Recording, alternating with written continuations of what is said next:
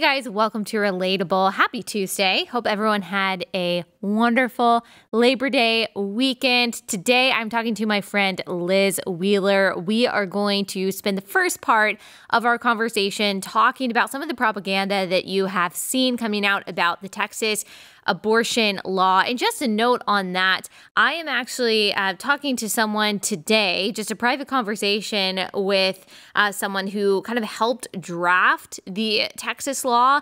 And I'm going to ask them some questions because I just want to say, I have some questions too about how this Texas law is going to work. There are a few things that have kind of troubled me that I've seen come out about it. And so I just want to get some clarity. And so later this week, hopefully I'll have the opportunity to share some clarifying answers that I get about this law. But Liz and I are going to talk about some of the abortion arguments that you're hearing and some of the false narratives that you're hearing surrounding not just the Texas law, but abortion in general. We are also going to talk about Biden's response, authoritarian response to the law, and his mishandling of Afghanistan, the latest on that and the hostage situation that's going on there with American citizens, unfortunately. And then we're going to briefly talk about some of the propaganda, again, that has come out about ivermectin, this crazy Rolling Stone story that ended up being totally debunked, and what that means about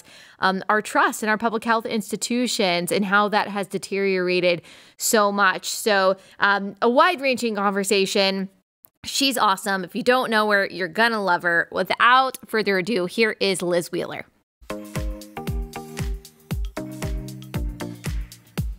Liz, thank you so much for joining us. I think everyone listening and watching knows exactly who you are, but just in case, can you tell everyone who you are and what you're up to? Of course. First of all, Allie, thank you so much for having me today. I feel like you and I have been trying to make this happen for at least a year, but one of us was having a baby if the other one was not, and we didn't get to do this until now. I host the Liz Wheeler Show podcast. It's a brand new video podcast that we just launched in May, which is really exciting. Before that, I hosted a top-rated cable news show on One American News for the past 5 years. I've written a book on how everyday Americans, how we all can debate liberals in, whether it's school, home, family, just in your life, debate tactics for getting past some of their talking points. I'm a Christian, a practicing Catholic, conservative activist. And, you and I have known each other for a long time. We've kind of grown up, I think, in this world together. And like I said, it's really great to be able to sit down and talk to you. You are awesome. You set such a wonderful example for conservatives, especially for conservative women. You are so clear in everything that you say. You're concise in everything that you say, while also remaining tactful and eloquent. And that balance is very difficult to strike, and you do it really well. And I'm so glad that we were finally able to get together. I was excited to have you on today because I have so much to talk about, and I thought, okay, who's someone that I can talk to that can talk about anything, that I know that if I launch any question at them, they'll be able to answer it well. And you are that person. And the first thing that I want to talk about, because it's something that you and I are so passionate about, is this Texas abortion law. Last week on the show, we went through what the law actually says, what it does, what it accomplishes, and what it doesn't do. And we went through some of, the abortion arguments, as you've done as well on your show and on social media. And the propaganda that we have seen over the past few days, the way that people have twisted what the law actually says, the way that they have tried to do all kinds of mental and moral gymnastics to try to justify the slaughtering of unborn babies. I don't think that I've seen them this passionate, pro-choicers, this passionate about something. I don't know, maybe since Kavanaugh. What's your take on everything that you've seen over the past few days? Oh, yeah, I was going to make the same comparison. I'm not sure that we've seen the pro-abortion activists this rabid since Kavanaugh, since they were mailing coat hangers to Senator Susan Collins' house after she chose to vote in favor of his nomination. They're desperate. They're desperate, and they should be desperate, because we are past culturally. We are past this point in our culture where abortion should be acceptable. Not that it ever should have been to begin with, but we're past the point that all of the original pro-abortion arguments could ever hold water. We're past the point where there's a question of scientifically when a life begins. We're past the point of people being confused about whether it's about the woman's body, whether it's about the baby's body.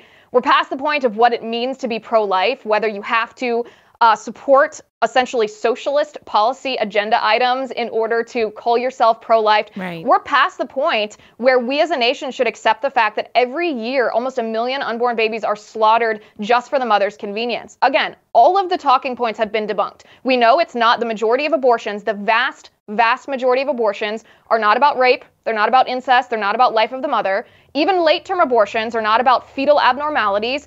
If you do the studies, if you look at the polling, if you look at the surveys, it's all about convenience. Now, that being said, we should be tremendously compassionate, of course, to women that find themselves in this position, whether they didn't intend to be pregnant, whether they're worried about how to make it work, whether they're being pressured by a partner to abort their baby. We should be compassionate. And as pro-lifers, we should support these women and help them and give them the resources and the love and the care that they need. But none of that takes away from the heart of the matter, is what I like to call it, unironically, given what the pro-abortion activists are talking about this week. But we should be compassionate, but it doesn't take away from the humanity of that child. And the heart of the matter is that unborn child, scientifically, morally, ethically, and yes, legally, is an independent individual person with DNA separate from the mother, and therefore should be protected under the law, just like you, Allie, or like me. Yep.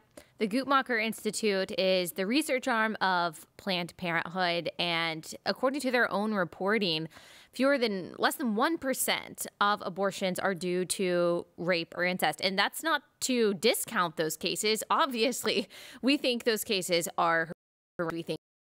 We think it should be punished to the fullest extent of the law. But the point that pro-lifers make is that, okay, but we also can't discount the life of the child, that the circumstances surrounding a person's conception doesn't make them any less of a person, and therefore it doesn't make them any less deserving of human rights. And I'm sure you get a ton of questions about, okay, how would you respond to this post? How would you respond to this talking point in favor of abortion? And I always say, look, just always bring it back to the life that is in the woman's womb, because every talking point is pretty much a red herring when it comes to abortion. They bring up, like you said, all of these different policies that you apparently have to support in order to call yourself pro-life. They bring up all of what they see as hypocrisies of the pro-life movement in order to try to defend their position. But I haven't seen anyone on the pro-abortion side really with the core argument that pro-lifers make, that, look, this is a human being. In what other circumstance is it justified to kill a human being because they're not wanted, or because they might be poor, or because they might have a hard life? In what other circumstances is that justified, and why is it justified for this life just because it's in the womb? What else do you have to say to people who are, struggling to kind of make sense of the propaganda and the pro-abortion arguments? What advice do you have? Sure. Well, there's a couple things. So the point that you're making essentially can be condensed into just asking the question, what is the limiting principle on the arguments being made by the pro-abortion left? What would limit this to just life in the womb, just these unborn babies growing inside their mothers? If we're allowing society, if we're allowing abortionists to brutally end the life of these babies based on convenience, based on the idea that they're dependent, based on the idea that they're quote unquote not sentient, then what is the limiting principle? Why wouldn't that apply to a 3-month-old outside of the mother, who is reliant on the mother's body, who is reliant on the mother's care, who is, not able to take care of, et cetera, et cetera? Why wouldn't this people in comas who are quote unquote not sentient? There's no limiting principle on the abortion argument, which is kind of what we saw last year or the year before, I forget which one, from Virginia Governor Ralph Northam, when he was essentially arguing about, abortion after birth, which is infanticide. I mean, we see the extreme of these arguments because it's really not the extreme of the arguments. It's just the logical conclusion of the arguments that abortionists are making. And I talked about this exact thing on an episode of my show From Today, because Joy Reid over at MSNBC did a monologue late last week where she tries to redefine the term pro-life and say, you can't call yourself pro-life. Republicans can't call themselves pro-life unless... And then she gives all these caveats to whether or not you can be pro-life. And so I go through them on my show one by one and say, well, that's obviously not true, because everything else notwithstanding, you still have to ask yourself 2 questions. When does life begin? And if life begins at conception, what right do we have to end that life? Yeah. If you can get past those two questions and still make your case for abortion, okay, try to make it for me. I'd love to hear it, because you're going to make an argument that maybe I've not heard, because no abortion advocate will actually entertain that question. The other thing, Allie, and this is a really useful tool, I think, for people listening to this, or just conversations with your friends, whether you're in high school or college, at your Bible study, wherever you are in a political group, is to actually ask the what is it-ness of abortion. So when we're talking about abortion, we're not talking about POC, which is what abortionists call the products of conception. We're not talking about a, quote, pregnancy, because a pregnancy, you have to ask, what is it? We're talking about the termination, meaning the death, the deliberate killing of an unborn child. And this is what live action, for example, does really well, is they make those animated videos that show the tactics, the tools, what actually the procedure of abortion is. And that changes people's mind, because when they understand that life begins at conception, and that an abortion, through either chemical, basically burning the baby, starving the baby, suffocating the baby, or physically pulling the baby apart, as horrendous as this all sounds, when they realize what it is, then people's minds change. And so those are the two tactics I use when I'm talking either about abortion or to someone who supports abortion. And it really does give people pause when they understand the humanity, and then what we're doing deliberately to end that humanity. Yep. I asked on Instagram people to tell me how they became pro-life, if they once considered themselves pro-choice or pro-abortion. And just a note on that term, pro-abortion, a lot of people like to say, well, it's not the same thing. I'm pro-choice. I'm not pro-abortion. No one's pro-abortion. First of all, that's certainly not true that no one is pro-abortion. There are organizations. One example is Shout Your Abortion, that is very pro-abortion. People are becoming more unabashed about that. And when I testified before Congress on pro-life legislation under the Trump administration, I quoted from a New York Magazine article that actually argued that abortion is a moral good. The dismembering of babies is a moral good. And so, yes, people are pro-abortion. And by the way, pro-choice and pro-abortion, they still end up with the same consequences. And so that's why really those terms can sometimes be interchangeable. But I asked people on Instagram, what made you pro-life? What made you anti-abortion?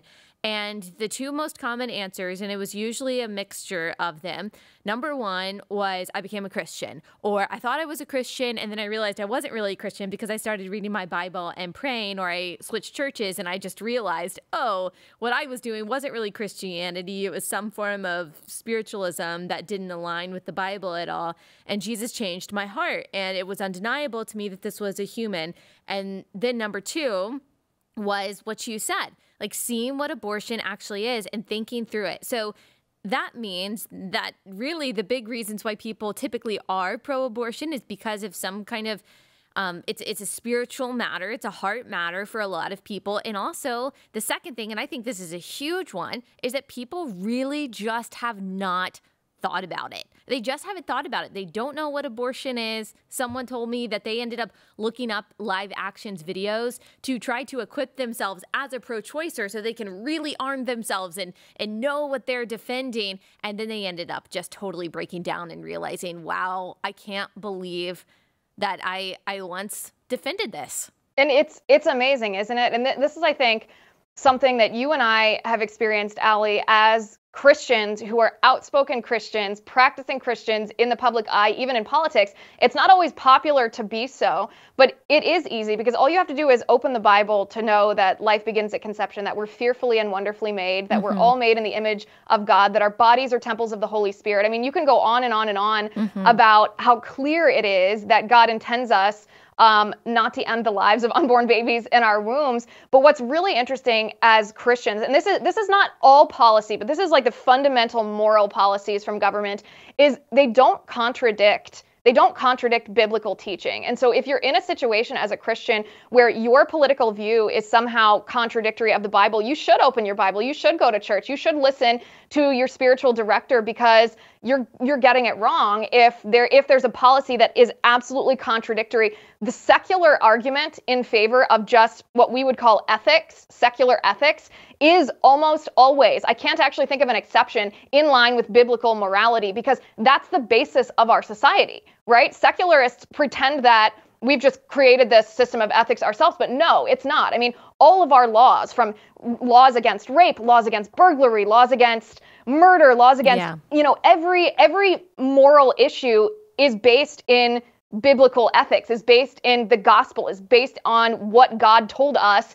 is the way to order our lives and treat our fellow men as brothers and sisters in Christ. And so it's easy for you and me to say, well, of course, God says it's a person from the moment of conception, that he knew us before we were formed in our mother's womb. And it's just great that it's also in line with science and it's also in line with secular ethics. But I don't know. It's sometimes people are afraid, I think, to talk about the Christian aspect, but it's important to do that too. All right, quick break to tell you guys about Annie's Kit Clubs. Annie's Kit Clubs are a fantastic way to build lasting memories with your kids while encouraging their creativity. They send you these awesome craft kits to your front door with all of the supplies and instructions that you need for your kids to make something. The kits arrive in your mailbox or at your door, as I said, once a month. They're super convenient. They're designed so that your kids can make them on their own, but they're also a great opportunity for the family to spend time together. You've got the Young Woodworkers Kit Club. It sends kids real hammer and nails construction kits. They even include real tools starting with a kid-sized hammer. They've also got Creative Girls Club, which sends a variety of projects and introduces your girls to new crafts with every shipment. Each month, she receives 2 fun kits with different crafts like painting, beading, and more. So to try this out, go to annieskitclubs.com/Allie, and you'll save 75% on your first shipment. That's annieskitclubs.com/Allie to save 75%. That's a great deal. annieskitclubs.com/Allie.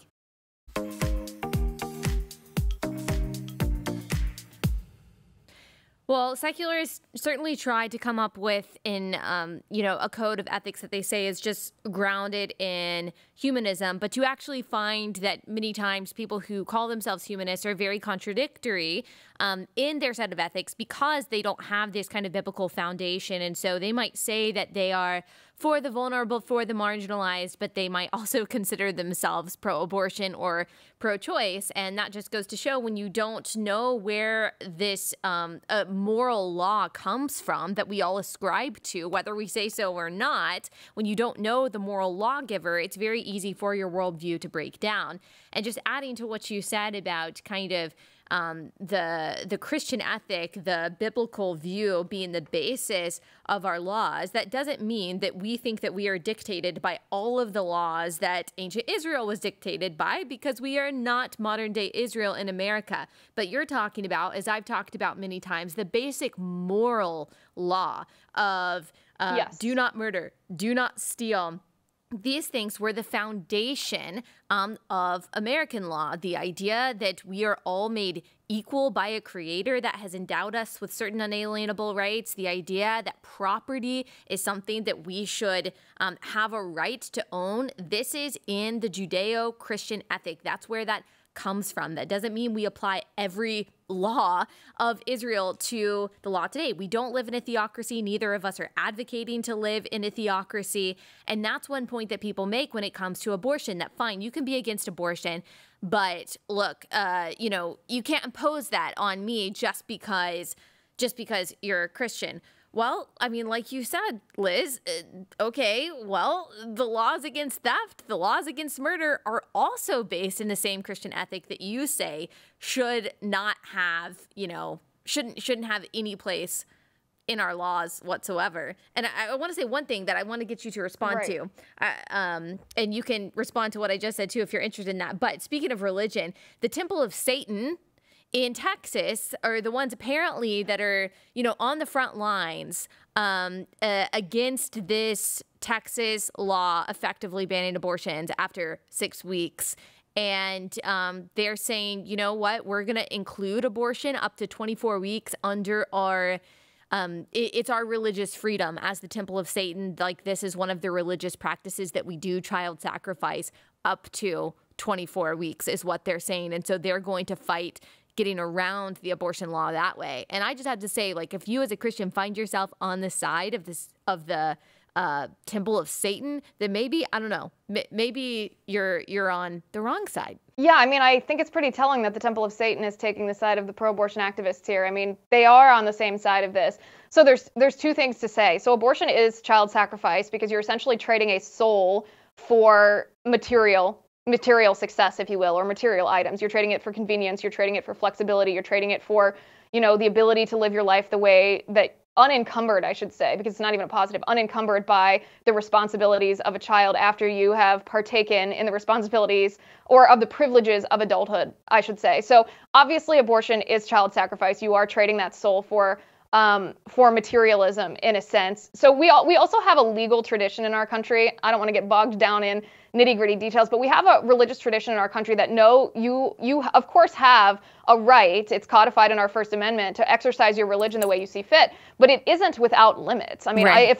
And this is obviously hypothetical, but if my religion said that I needed to sacrifice an adult human being or murder a human being once a year, at the temple of whatever, the flying spaghetti monster, I don't have a right to do that just because it's my religion. And the reason for that, this is very important. The reason for that is because it violates somebody else's fundamental, God-given human right to life, right? So that's true for any time that you're practicing your religion. You, of course, have a right to practice your religion, even in the public sphere, not even just in your house of worship or in your home, up to the point that it violates someone else's constitutionally protected, meaning God-given inherent human right. So the Temple of Satan, as always, is very, very wrong and easy to debunk and easy to call out on every level, morally, legally, ethically, with the gospel. And so that's ridiculous.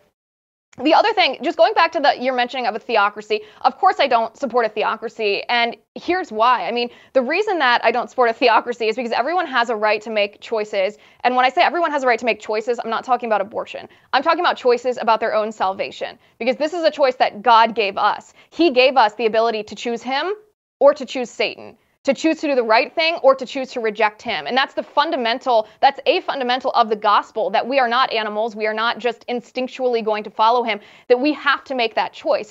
It's what makes love what love is. It's what makes our love for Christ what it is, what makes Christ's love for us what it is.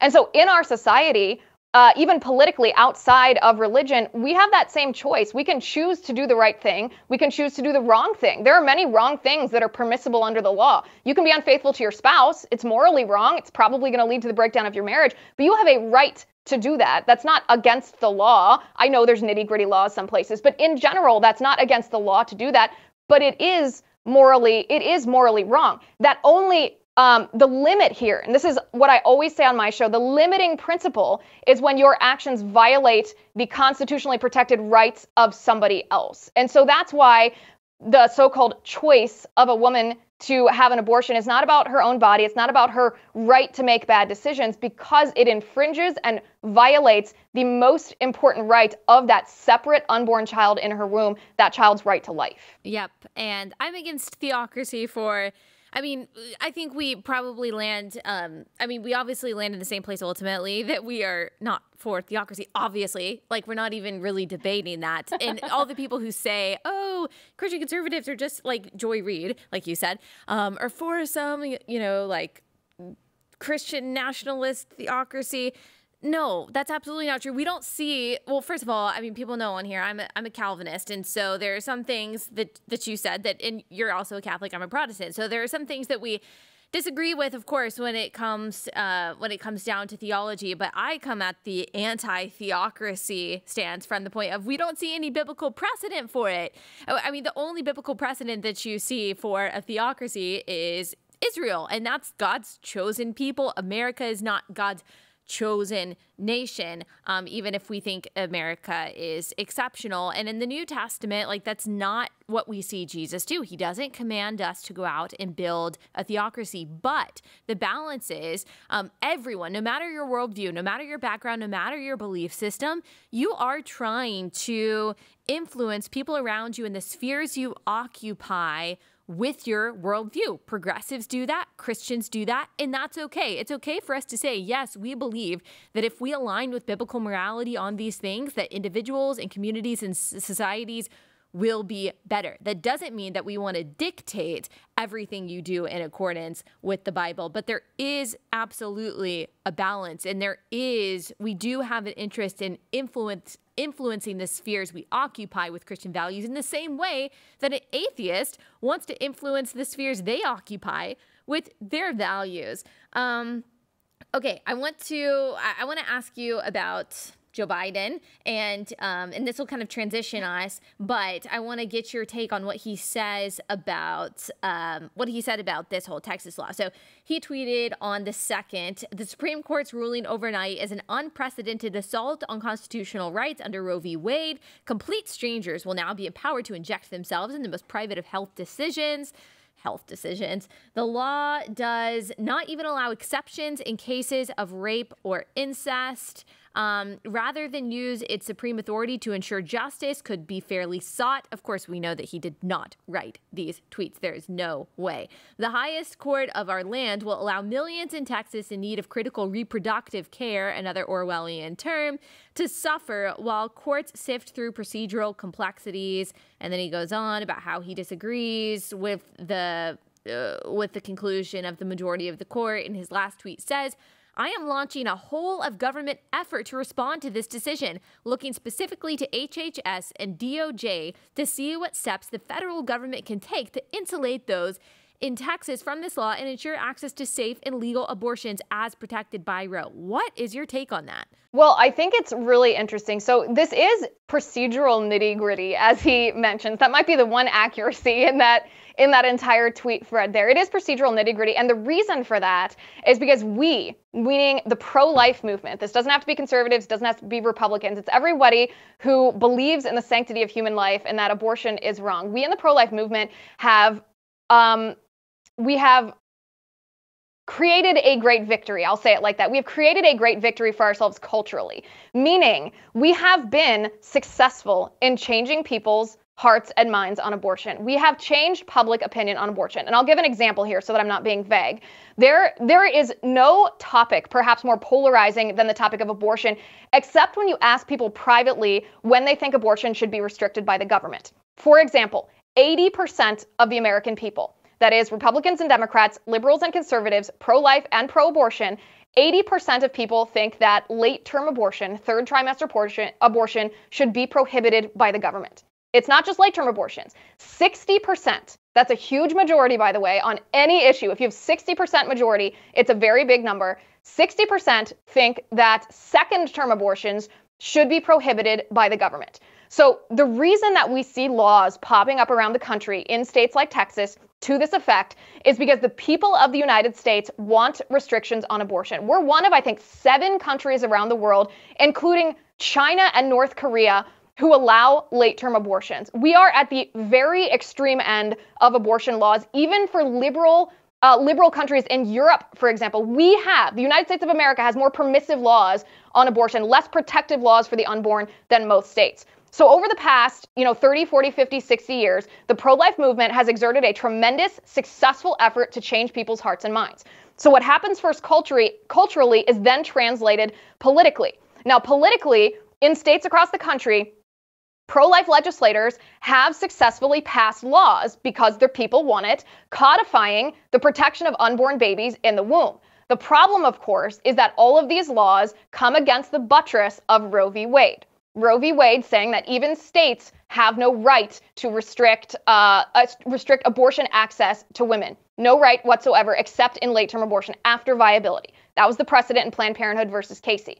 So we have this conflict, this contradiction between what the people want and what the states want versus what the Supreme Court arbitrarily ruled about Roe v. Wade. So of course, I know this is exactly what liberals don't want to happen, but what we need to do is we need to acknowledge, well, Roe v. Wade was wrong. It wasn't based in the Constitution. It wasn't based in science. It's not based in ethics. It's not based in precedent. It's not based in interpretation of what the founders thought, what they believed, what they wrote, what they intended. Nothing. It's an arbitrarily decided decision based only on the political agenda of radical leftists who wanted abortion to be accessible without limit, essentially, across the United States because they don't believe in the sanctity of human life. They don't believe in the constitutional values that all people are created equal, that all people have equal protection under the law. So we have to look at Roe v. Wade and say, yes, it's time to revisit this. It's time to overturn it. It's time to kick this back to the states because the people believe differently than what a handful of male Supreme Court justices, half a century ago, arbitrarily decided not based on case law. So that's how I would respond to Joe Biden, that yes, we have resorted to procedural tactics because we all know, Joe Biden included, the leftists included, the pro-abortion lobby included, that Roe v. Wade was wrongly decided. Right. And don't you find it strange, especially, as a devout Catholic, and I know when I bring that up, there are people that say, separation of church and state. Well, we've already established this is not a separation of church and state issue. And everyone operates, from their values. And Joe Biden has said for a very long time, look, first of all, he was for the Hyde Amendment for a long time, which prohibits our tax dollars from federally funding most abortions. And then he said that he wants to repeal the Hyde Amendment. He used to say he's willing to accept the Catholic Church's stance that life starts at conception. And then he recently flip-flopped on that. He has become very rabid in the way of in the way of abortion, in the way of being pro-abortion. Of course, Kamala Harris was the most pro-abortion senator when she was in the Senate. And so it doesn't really, surprise us coming from this administration, but seeing someone who used to be a moderate, who we were told by, for example, pro-life evangelicals for Biden, that he wasn't really going to be that passionate about being pro-abortion. Well, he is, and he is actually showing that he cares more about this, a whole of government effort to go after Texas. He cares more about this, it seems like, judging from this Twitter thread, than he does about Americans abandoned in Afghanistan, don't you think? Yeah, I'm not here to say who's going to heaven and who's going to hell. There's one arbiter of those decisions, and it is certainly not me. What I can tell you is that when Joe Biden claims to be Catholic, he is violating the fundamental tenets of the Catholic Church. He's violating the fundamental tenets of Christianity. The Catholic Church teaches that life begins at conception and that we are all made in the image of God, that our bodies are temples of the Holy Spirit. All of these biblically based beliefs on unborn children. And they teach that abortion is a grave moral evil, that if you are complicit in an abortion, and this includes, by the way, politicians who advocate, who use their positions of power to influence abortions, to influence public policy in favor of abortions, that you are in a state where your salvation is in question. It's called mortal sin in the Catholic Church, that you're in a state of mortal sin. And so Joe Biden is literally choosing. He is faced with this choice. He's choosing between his own salvation versus, child sacrifice because of his political aspirations. And he's rejecting Christ because we're all made in the image of Christ. So he's rejecting the image of Christ in these unborn children and choosing instead this antichrist, this satanic belief about child sacrifice. So like I said, I can't say whether, what's going to happen to his salvation. I can't say whether he's going to heaven or hell. What I can say is that he is rejecting one of the fundamental tenets of the Catholic Church. And so I don't know how you can claim to be Catholic while rejecting your beliefs on that. He has also shown, as you mentioned, this terrible disregard for human life in other areas.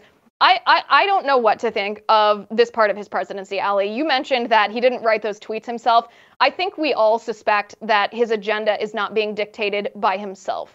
He has surrounded himself and his administration with very, very radical individuals, whether it's Kamala Harris, as you mentioned, whether it's Javier Becerra at HHS, the former attorney general in the state of California, very pro-abortion, whether it's the second in command at HHS, a transgender individual from Pennsylvania who thinks it's okay for children to be transitioned genders, even against perhaps the wishes of their parents. Joe Biden has proven what his political agenda is just by who he's surrounded himself with. And so we don't have to question anymore whether he's a moderate, whether he's going to be a centrist. We know that he is as radically left as possible, and he's willing to use the power of the federal government to push his agenda. It's a sorry thing to see. One last note, by the way, the idea that he says, I am prepared to accept that life begins at conception, or I think he said that in 2015. He recently contradicted himself. But the fact that he said that he's willing to accept that, but then politically isn't willing to back that up, that would be the same as saying, well, I'm personally anti-rape, but politically I don't want to put that. I don't want to impose that kind of law on anybody. You simply can't be personally pro-life and politically pro-abortion. It's a fallacy. It's a contradiction. It's false.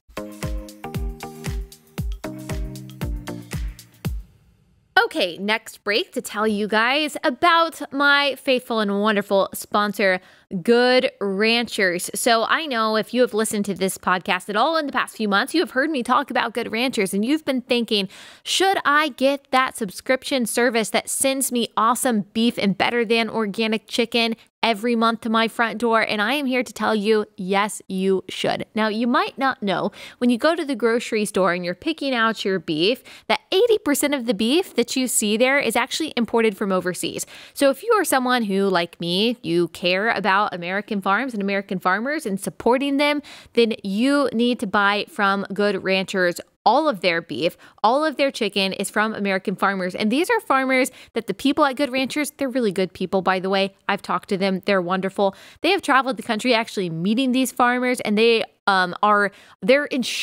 guaranteeing that you are getting sustainably sourced, ethically raised, high quality beef and chicken. And so they are guaranteeing that for you. And also their process is just really great.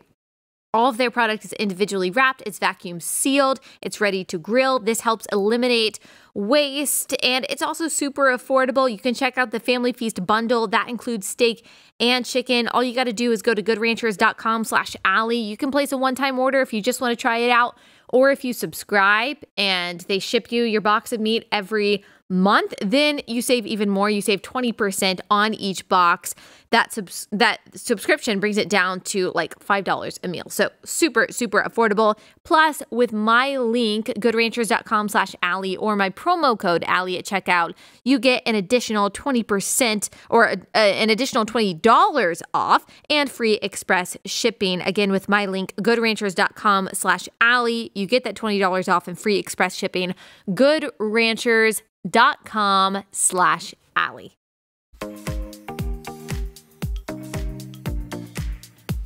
Yep. I want to read this one. You mentioned something that reminded me of this quote that I read by Peter Kreeft the other day. He is a Christian professor. He said, abortion is the Antichrist demonic parody of the Eucharist.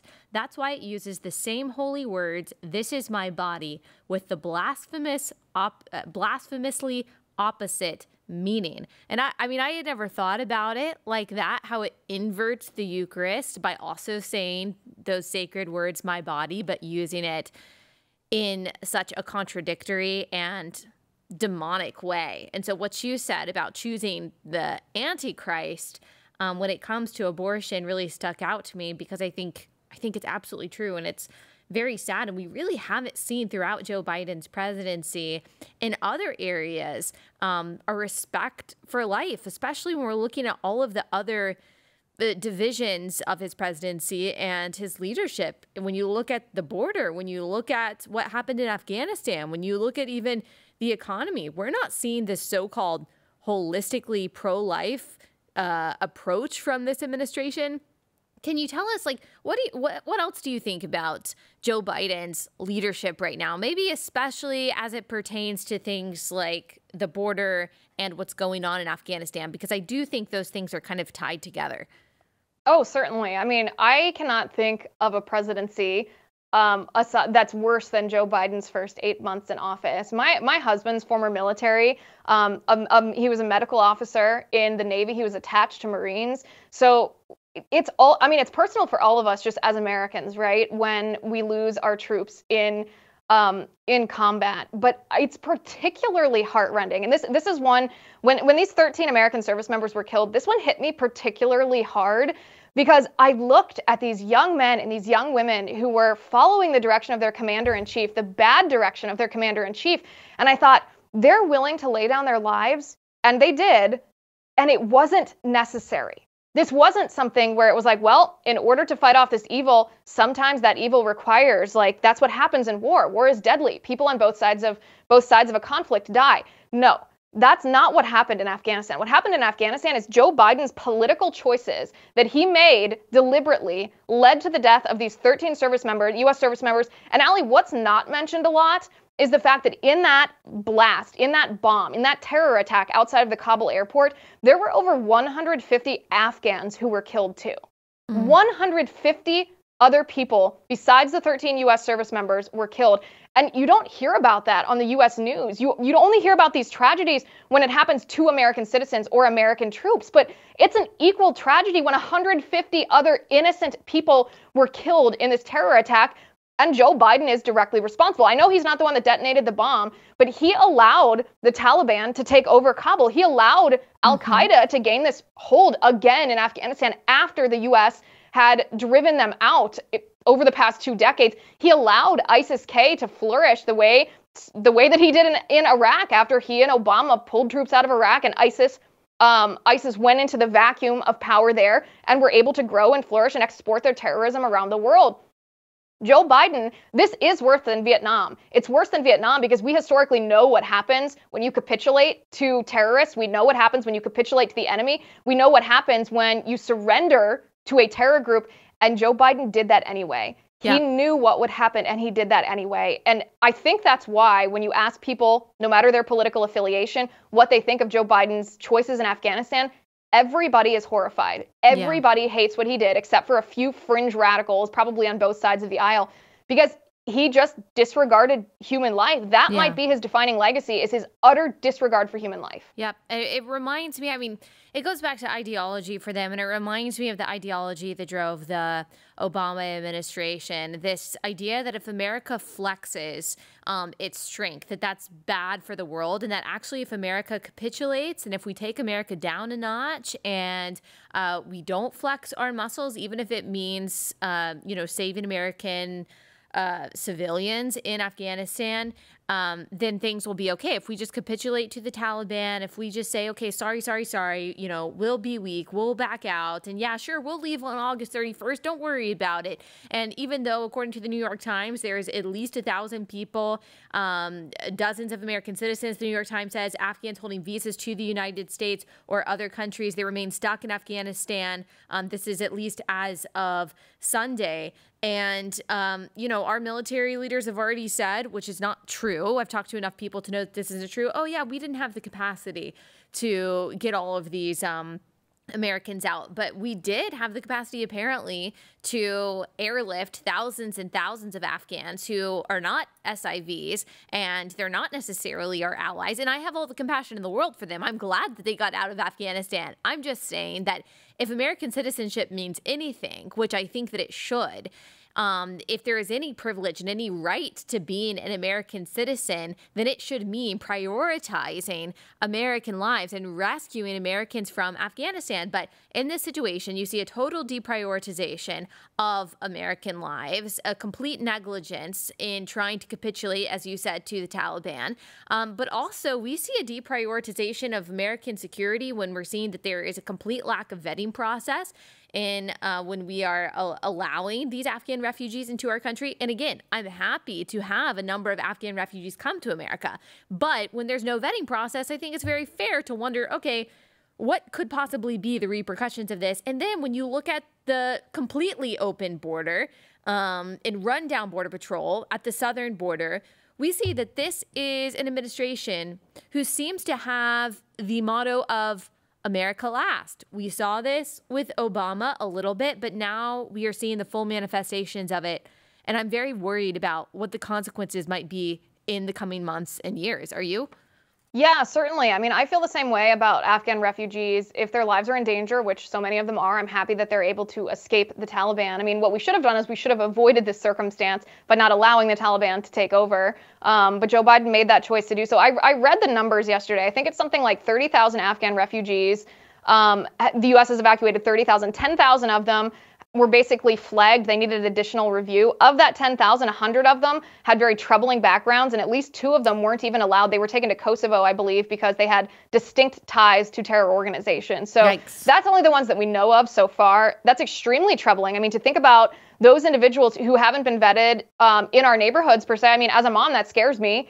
As a compassionate American, I want people who are in danger to be evacuated from Afghanistan, but I don't want people who are a danger to me and my family and my neighborhood and my community and my country to be allowed to roam free in our nation. I mean, going back to for a second to the idea of American citizens, there are American citizens in Afghanistan who want to be evacuated. Mm-hmm. We're told by Jen Psaki, we're told by the Biden administration that The only people there are people who want to stay there. But Allie, there's a pregnant American citizen. She's 8 months pregnant. She tried to get to the airport and the Taliban kicked her pregnant belly. Ugh. I mean, I've talked about this story on my show, but I can barely talk about it just thinking of how horrendous that is. She's now in hiding because she fears for her own life and the life of her child. There's a 3-year-old boy from California. He's a U.S. citizen. He and his dad tried to get to the airport. They wanted to leave Afghanistan. The Taliban beat them both. Beat this tiny baby. Beat this 3-year-old. I mean, this person wanted to leave Afghanistan. Joe Biden is lying to us because he's not willing to actually stand up for human life. The same thing is happening at our southern border. And I know this is a slight pivot, but it stays in the line, in this theme of this disregard for human life. The people that are coming across our border are not just asylum seekers. Many of them do have sad stories, and many of them perhaps deserve asylum after it's been adjudicated in the court system. But many of them are drug cartels, are human traffickers, have prior convictions for things as horrible as child sex abuse and spousal assault and rape and murder and all kinds of violent crimes. They've been convicted and deported, and they're trying to come back now. The Biden administration is just releasing them into our country. This is something that, again, it doesn't matter your politics. This is about the basic safety and security of our own families, especially as moms, Allie. I think this is maybe why so many women, so many moms have gotten politically involved lately, because they realize that this is not just a matter of push and pull of politics, who has the best solution for the same problem, that no, this is a fundamentally dangerous ideology for us and our children and our families. And if we don't get involved, who's going to protect us? One more sponsor for today, and that is Alliance Defending Freedom. I am so thankful for Alliance Defending Freedom. There are so many times when I get messages from you guys saying, is anyone going to do anything about this problem? Or you're feeling discouraged, you're feeling demoralized because you don't feel like there are people fighting for the things that we care about, the sanctity of life, religious liberty, parental rights, free speech. But Alliance Defending Freedom is doing that. They are taking these fights to America's highest courts. They do this all at no cost to their clients. ADF is completely funded by people like you with faith and family and freedom and even basic biology under attack in this country. You need to know that there are people fighting for the things that matter, and ADF is doing just that. Go to adflegal.org/Allie to get your copy of ADF's ebook titled Generational Wins. You'll discover why fighting for what's right isn't just important for today, but is also vital for the flourishing of generations to come. We're stronger when we stand together, so join the growing number of Americans standing in solidarity to defend freedom, and get your copy of Generational Wins absolutely free by going to adflegal.org/Allie. That's adflegal.org/Allie.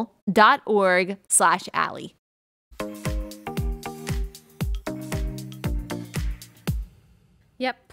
Yeah, I think you're right. America Last is bad ideology.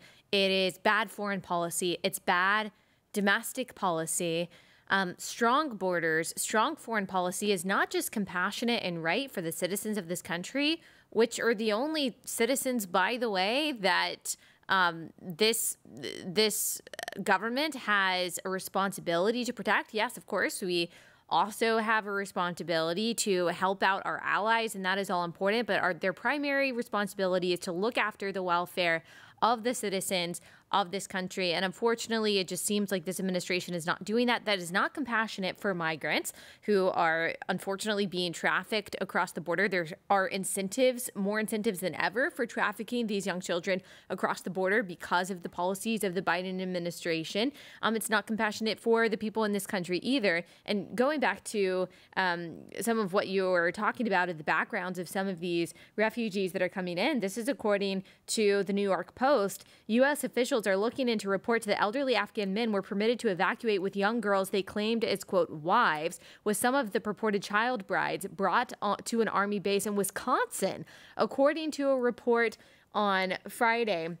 And look, like, this is where this idea of like cultural and moral relativism just falls apart, that every culture has their own equally legitimate set of morals that we have no right to say that's good or bad. No, like, we have to be strong in this and say it doesn't matter what your cultural background is.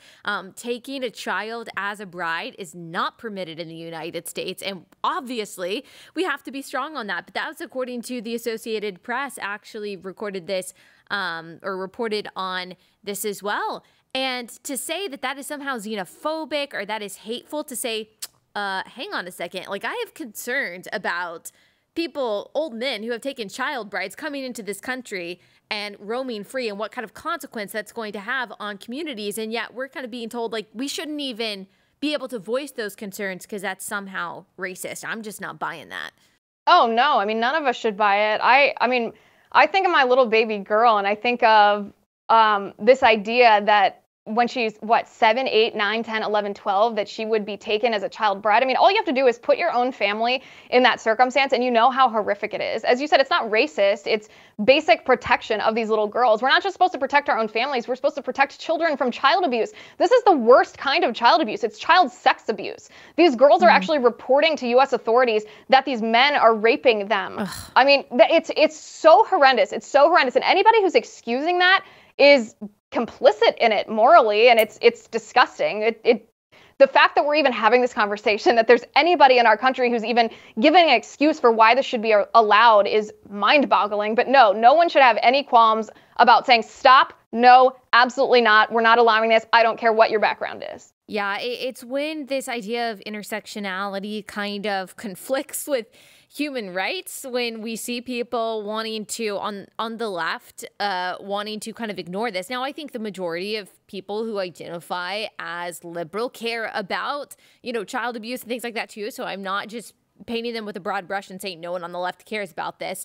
But in general, there seems to be some disregard of this kind of thing for fear of coming across as racist or xenophobic, and this idea that, or Islamophobic, this idea that we can only criticize one group of people and we're not allowed to criticize anyone with a higher melanin count. It kind of leads to this contradictory moral worldview. We also see it, there was a report about that case at We Spa in LA. The woman, and I'll just remind the audience, I'm sure you remember, Liz, the woman who came to the front desk of We Spa in LA and said, hey, there's a dude in the women's locker room. There are young girls in the women's locker room, and there's this dude walking around naked. And he's, exposing himself to these young girls, and we feel very uncomfortable. And people shamed this woman in the video saying, oh, this person's transgender. And then there were, I guess, conservatives who protested in front of We Spa. And then there were these people who identify as Antifa coming and protesting, the protesters trying to defend this supposedly transgender person who was naked walking around in the women's locker room. Well, it turns out that that wasn't a fake story. This woman reported something that actually happened, that there was a man who, I guess, says that he is a woman walking around in the locker room, exposing himself to young girls, and he has actually been, he's been charged multiple times with the same kind of crimes. And yet you have people who literally would rather allow this kind of sexual harassment of young girls by a man than criticize him for fear of seeming transphobic. Again, like, this is where that, intersectionality actually takes precedence for some people on the left over human rights, especially children's rights. It's crazy. It's super crazy. And this is why I always say, when you oppose, when we should, and we should all do this, by the way, when we oppose the idea of letting biological men, even if they identify as women, into women's locker rooms or women's bathrooms, it has nothing to do with transgender people, right? It actually has nothing to do with people with gender dysphoria. Gender dysphoria is a real thing. I'm sure it's an incredible burden. I actually can't imagine what it feels like to feel that you are trapped in a body that's not your own. It is a mental disorder, and we should have tremendous, tremendous compassion for people who suffer from that.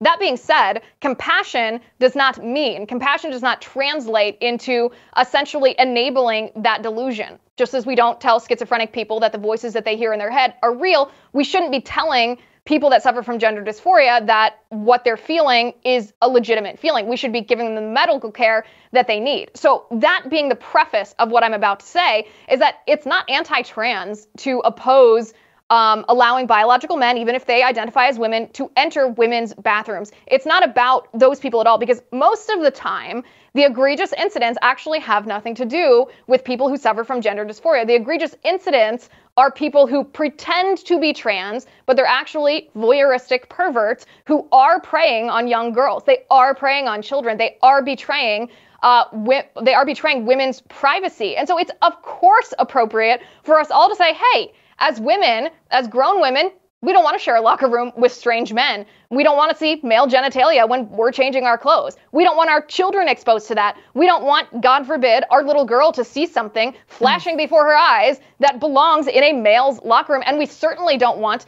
to let them fall victim to child sex offenders who would use the guise of being transgender, even when they're not, to enter a girl's locker room. So there's two entirely separate arguments to be made. We can talk about gender being two genders, male and female, corresponding to your body and your DNA and God's design. And then we can talk about the safety issue of bathrooms being open to people of the opposite biological gender. That, of course, being redundant, I know. And it's not anti-trans to talk about either. We should be standing up and protecting little girls. Yep. I very much agree with you. That's something that we talk a lot about on this podcast, and that balance of, saying no matter your background and no matter how you identify, you're someone who's made in the image of God. I want to talk to you. I want to have compassion for you.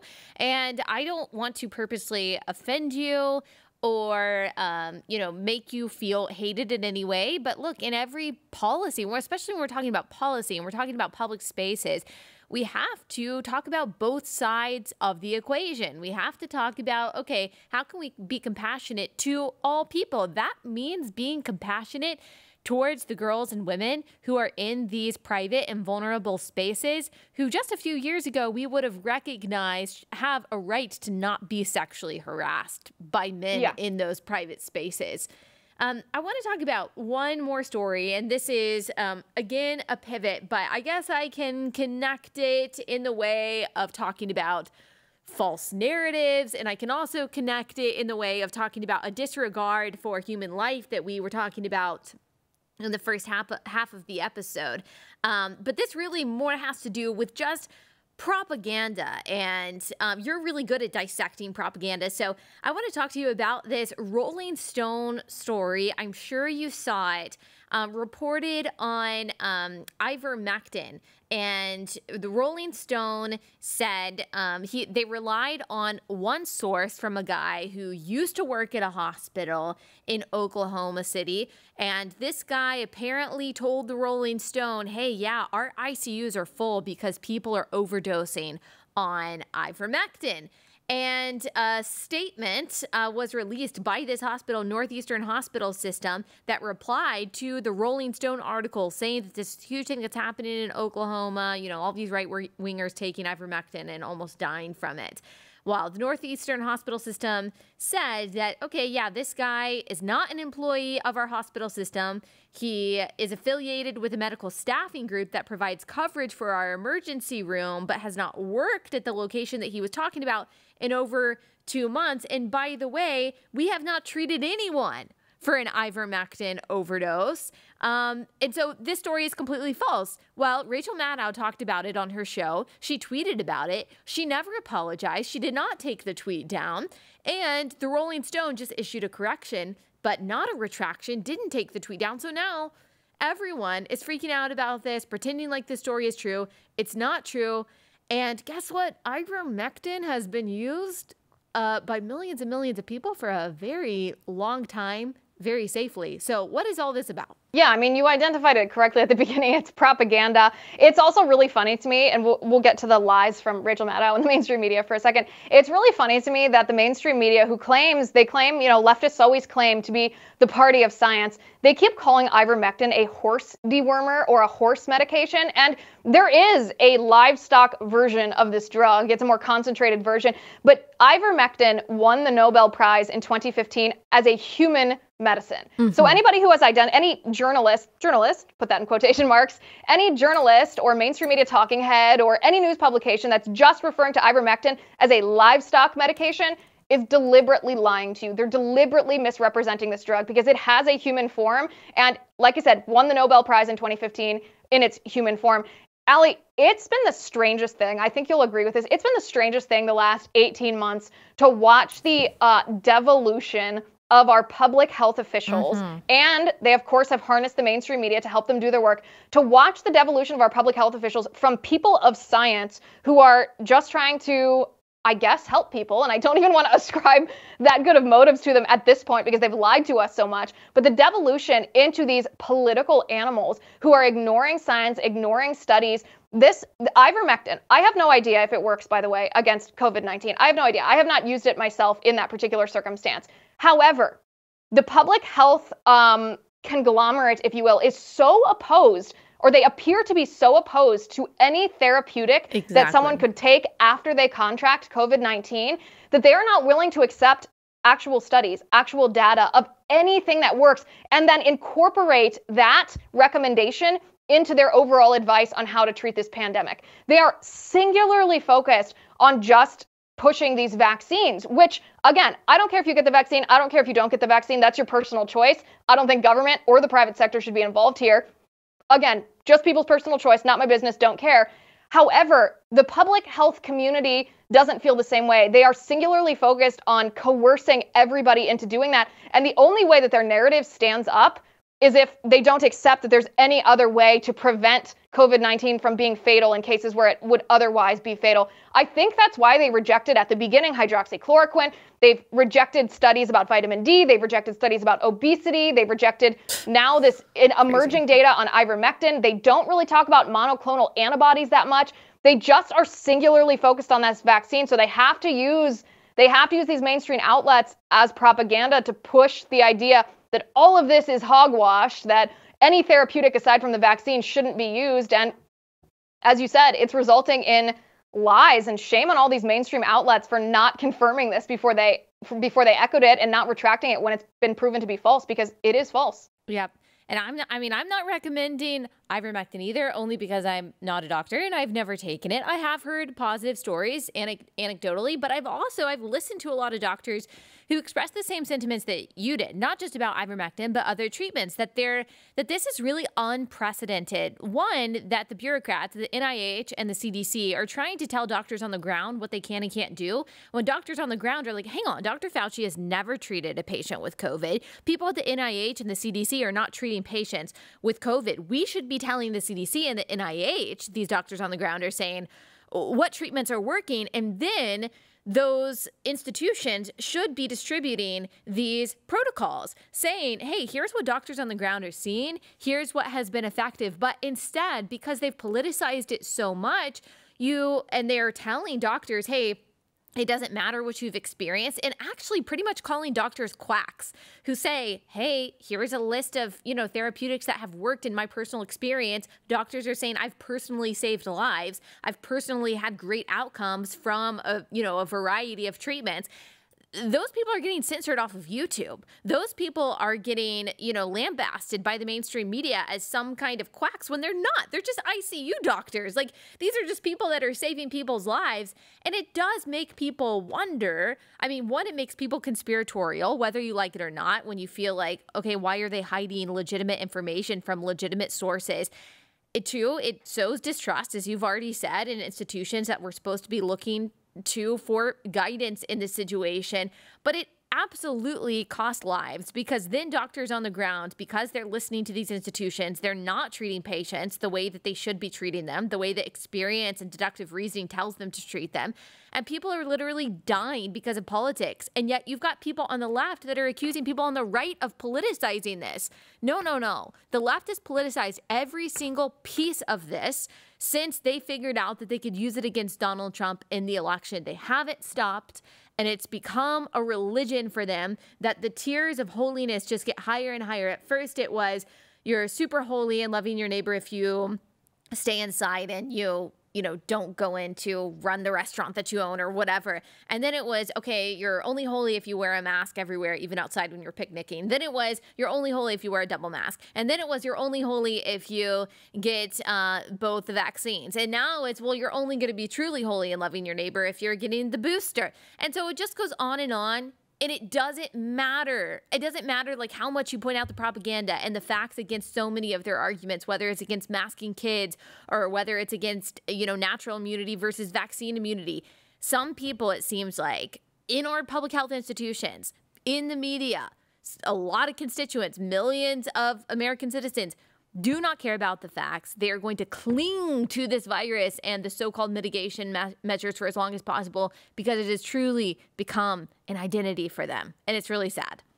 It's super sad. I mean, it's almost becoming a mental issue for a lot of people, how they're hiding behind masks because they don't want to socially interact, how they're letting fear dictate their lives, how they're, rejecting facts just in favor of being docile and compliant, deferential to government authorities. It's not a great commentary, actually, on the citizenry of our nation. It's very sad to see. It's also very heartening to see how many people are able to say, wait a second, I'm going to think for myself. I'm going to make my own decisions. I'm going to read the studies myself. I'm going to draw conclusions myself. And if it contradicts the government, I'm going to trust myself because I know better. That is very heartening to see.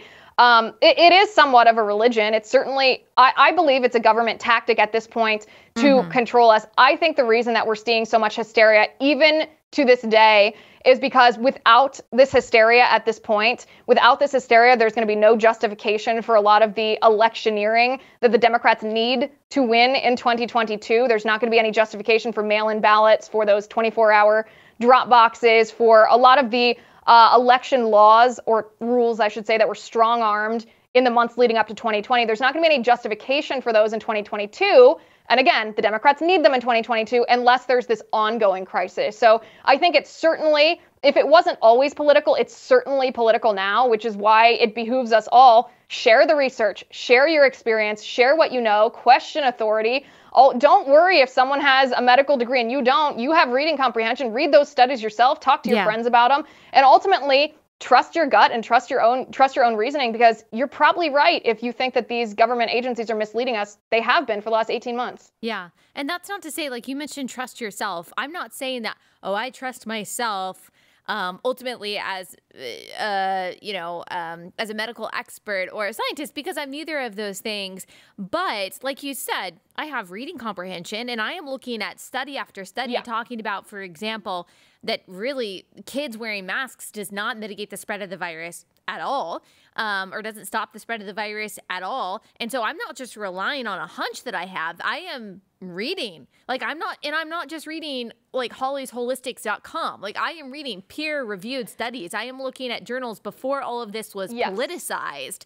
And I'm listening to people that are on the ground, ICU doctors, biologists, who are not conservatives most of the time, that have raised flags about, okay, why aren't we treating patients like this? Why is there such a push on this particular vaccine and not on therapeutics at the same time? And so don't stop yourself from asking questions just because you have been lied to that holiness and loving your neighbor means without question accepting everything that the government says. That's just not true. We're seeing what's happening in Australia when people don't question the government. Right. And also remember, too, if we're operating and living our lives as we should be as Christians, from this biblical standpoint, God says to love the Lord your God with all your heart, with all your soul, with all your mind, with all your strength. Mind is included in that Bible verse for a reason. We're supposed to critically think. You're absolutely right when you say we're not just operating on a hunch here. When I say trust yourself, I mean trust your ability as a thinking individual to put together information, put together research, and be able to logically draw a conclusion, and then be able to trust that conclusion because you have reading comprehension, you have understanding, you have actual expert opinions weighing in. That's what I mean when I say trust yourself. And we should do that because that is honoring God with our minds, because we're made to be thinking individuals. We're not made to be a bunch of sheep. We're not made to be just a docile citizenry that defers to government officials just because they serve in government. We're a representative society. Our republic is a representative republic. These government officials are either supposed to be directly accountable to us if they're in our legislatures, or they're supposed to be, I guess the bureaucrats are supposed to be accountable to the legislatures. That's a whole different conversation about the administrative state and unaccountable bureaucrats serving in these executive agencies. But the point is, these people are not on a pedestal higher than us. We are not their subjects. We are a cooperative, collaborative, representative type of governance society when it comes to governance. So our opinions matter. Our critical thinking matters. And the conclusions that we draw do matter. Mm-hmm. Absolutely. And I could keep going on that, like you said. There's a lot of things in there that I could keep asking you about, but we've got to close out. We'll definitely have you back to just talk about so much of the stuff that we didn't get to cover today, but can you remind people once again where they can find you? Yeah, absolutely. This was so much fun. You can find me at lizwheelershow.com if you want to find me on all the platforms. You can also, if you could, subscribe to my podcast, Liz Wheeler Show, on Apple Podcasts, on Spotify, basically wherever you get your pods. We're also on YouTube and Rumble for video formats. If you want to be part of the Liz Wheeler Show community, you can join us at lizwheelershow.com/locals. Locals is a free speech platform where we don't have to censor at all. Or you can find me on Twitter at Liz_Wheeler. Allie, this has been so much fun. Thank you so much for having me. Thank you so much, Liz.